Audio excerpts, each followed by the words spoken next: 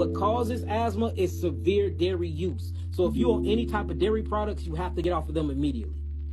So no more Yeah, I do dairy. it. I do it a little bit, but it's not like overly. You can't even do it a little No. bit. A little bit is a lot. The first thing is we got to talk about is the actual asthma. When you look at asthma, asthma is basically a obstruction of the bronchial tubes or the respiratory system, and it's when a bunch of mucus and inflammation sets in and it constrict the airways, and the mucus builds up and it doesn't allow oxygen and carbon dioxide to basically exchange themselves properly throughout the system. So usually you swell up, you get inflamed, your bronchial tubes, they constrict too much and you can't breathe, and then you suffocate. You have to look at what's in control of the respiratory system in your breathing. What's in control of the respiratory system in your breathing is what you would call the autonomic nervous system. The autonomic nervous system is things that runs on autopilot. Like, you don't have to think to breathe. You don't have to think to go digest. You don't have to think for your eyes to blink. You don't have to think to actually think. These things are just going on. Your heart beating. You don't have to think. You don't have to say heartbeat.